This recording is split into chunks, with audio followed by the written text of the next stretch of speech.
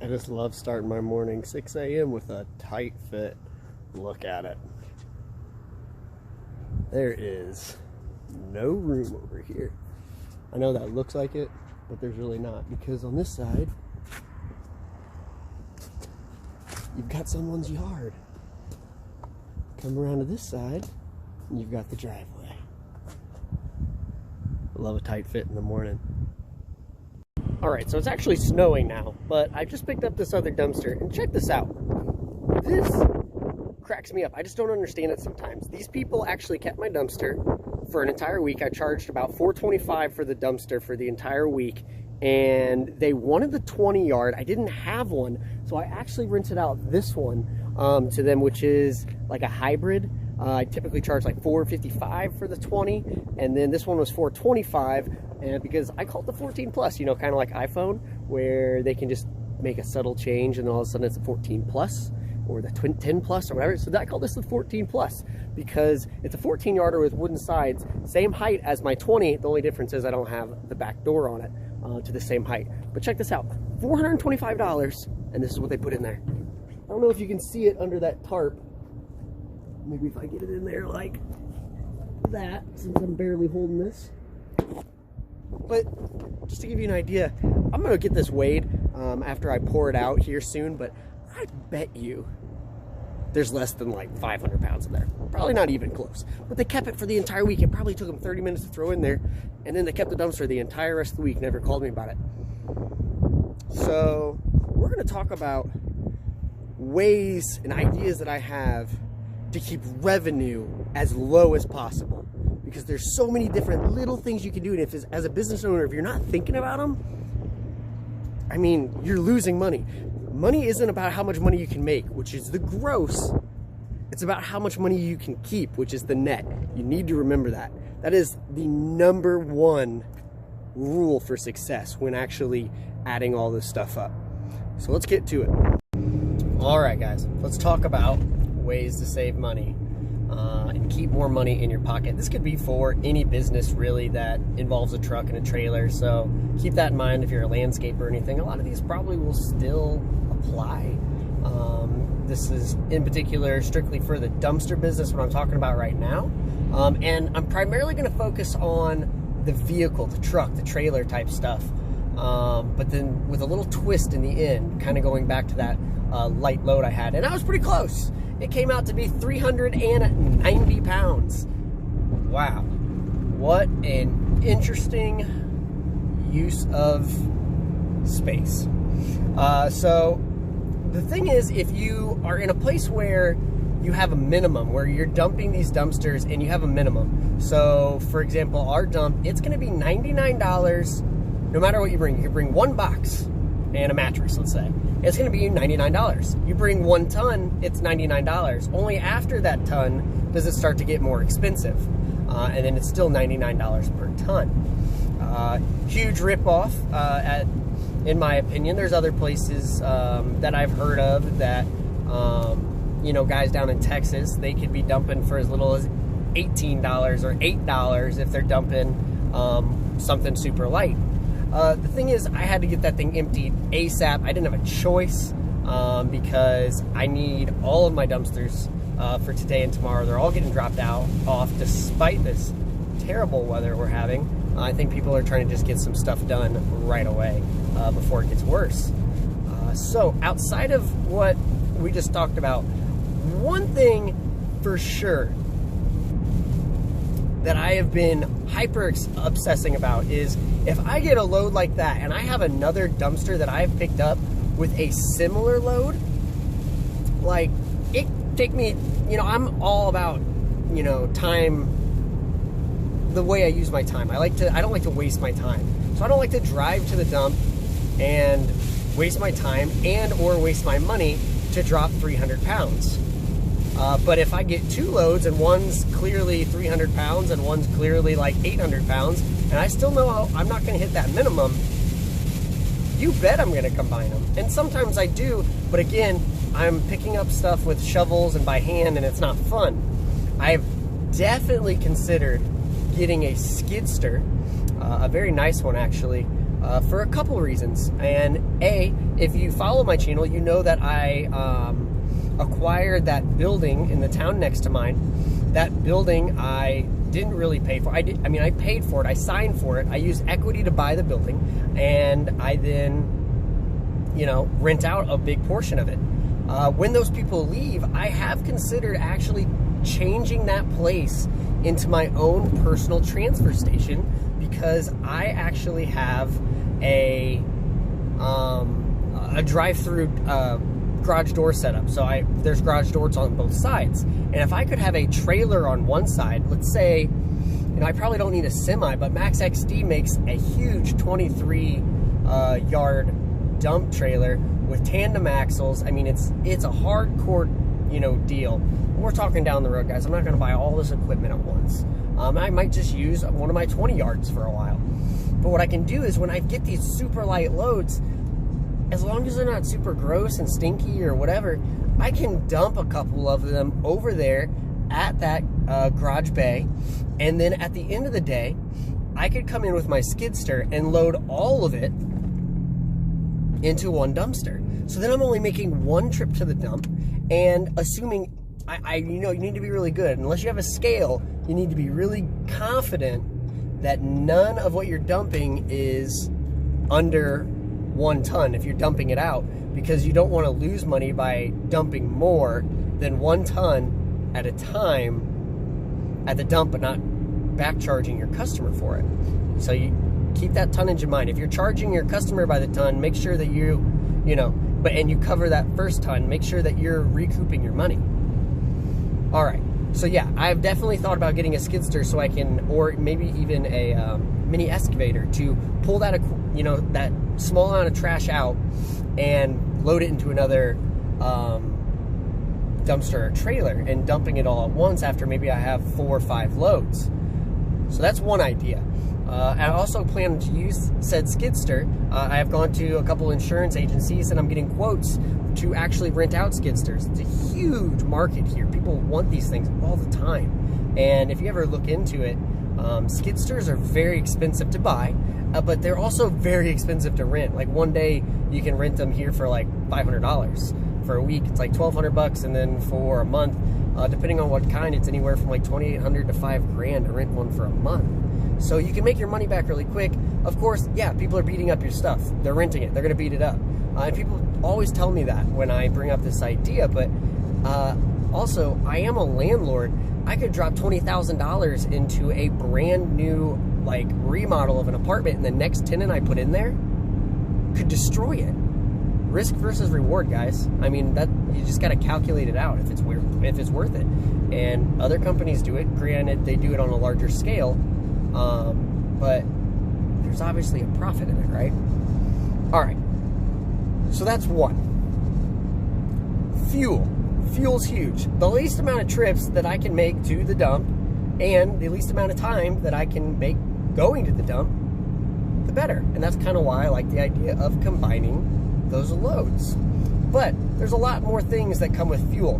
For one, I live in the tri-states, Illinois, Missouri, Iowa border kind of stuff. So what happens is the gas prices are significantly different between Illinois and Missouri. Missouri is no more than 8 minutes from where I live.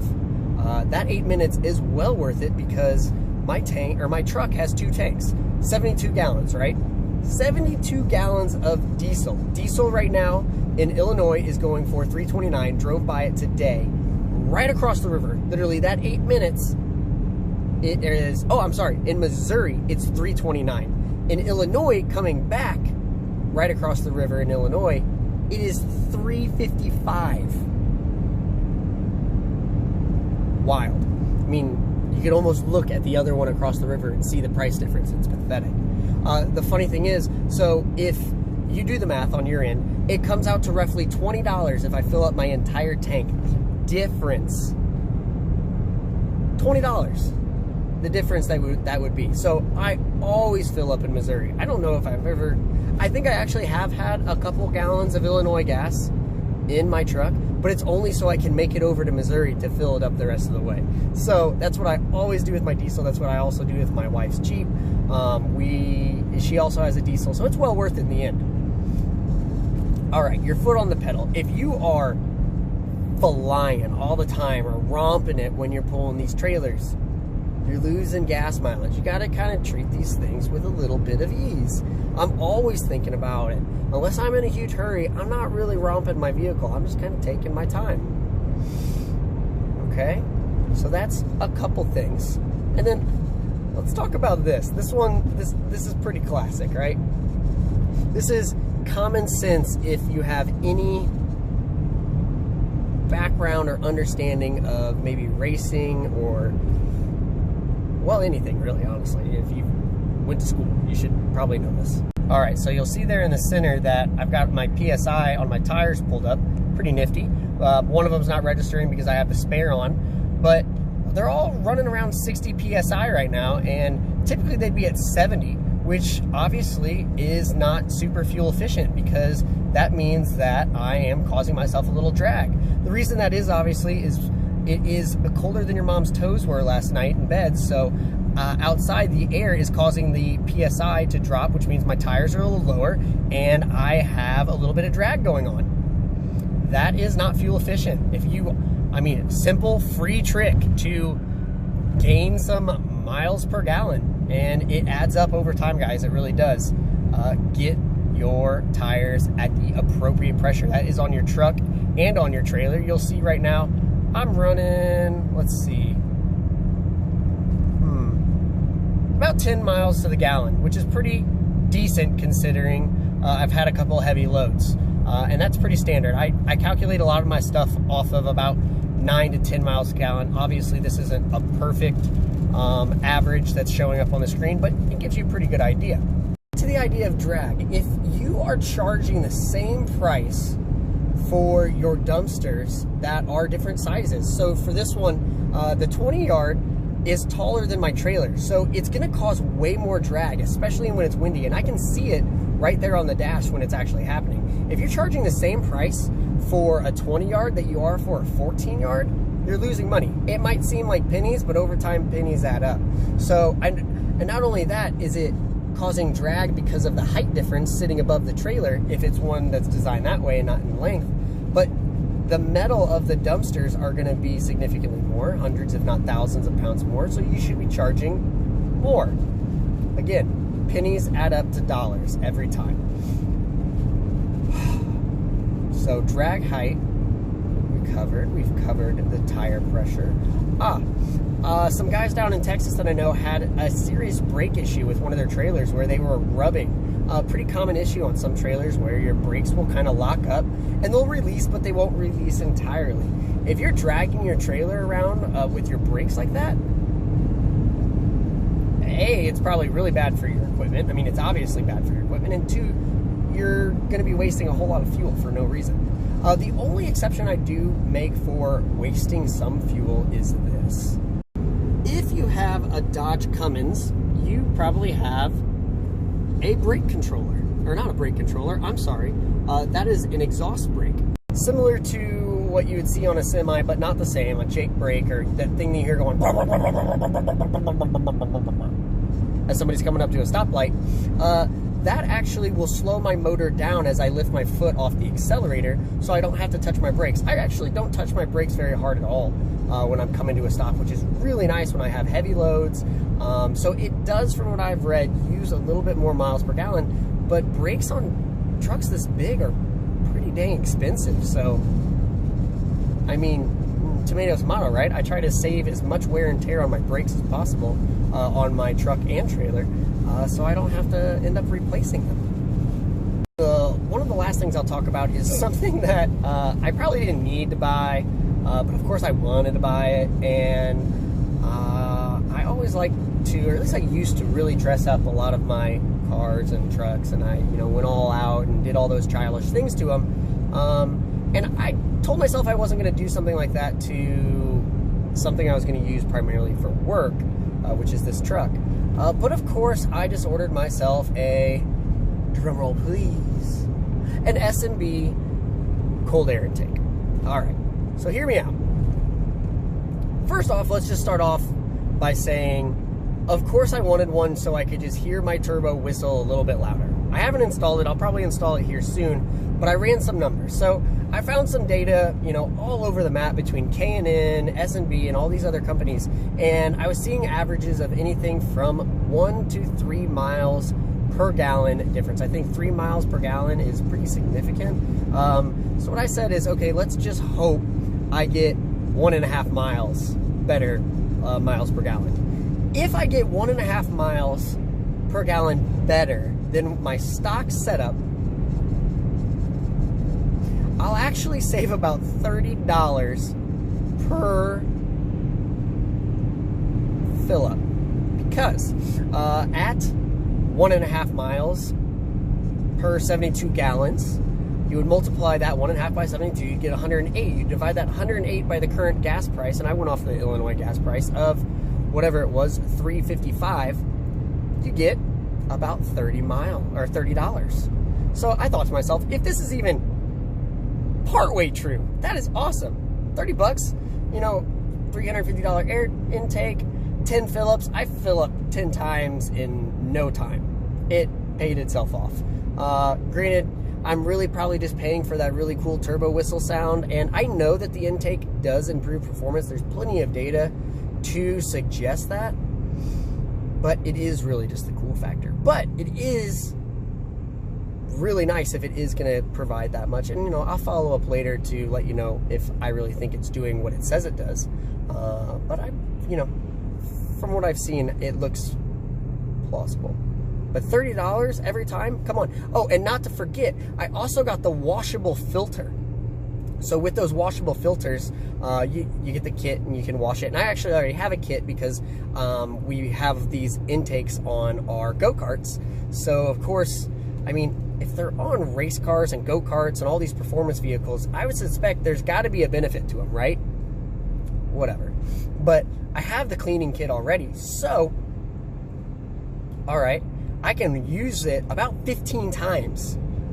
So that if I always have to replace the filter 15 times, I found one on Amazon for like 42 bucks.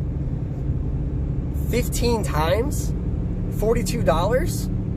I made my money back right there as well, because I'm not replacing my filter all the time. I think the cleaning kit's like 20 bucks, and who knows how many times I can probably use that. But just, you know, the little things, guys, they really, really, really add up over time. And if you're always, you know, combining these little things on top of each other and on top of each other, on top of each other, come on. Outside of those things with your car, your truck, I mean, and your trailer, there's other things you can do with like your batteries. I use Interstate Battery because instead of having to replace the battery when it goes totally dead or put it on the charger for 3 days, I just take them in there and they charge them for free. That's a huge benefit for me because I'll just run them totally empty, bring them in there, have them charged, good to go, and the next day. Tire warranties on your tire, if you can get one from a company, at least on your truck. You probably can never get that on your trailer. And then the huge overhead costs unrelated to your actual vehicle.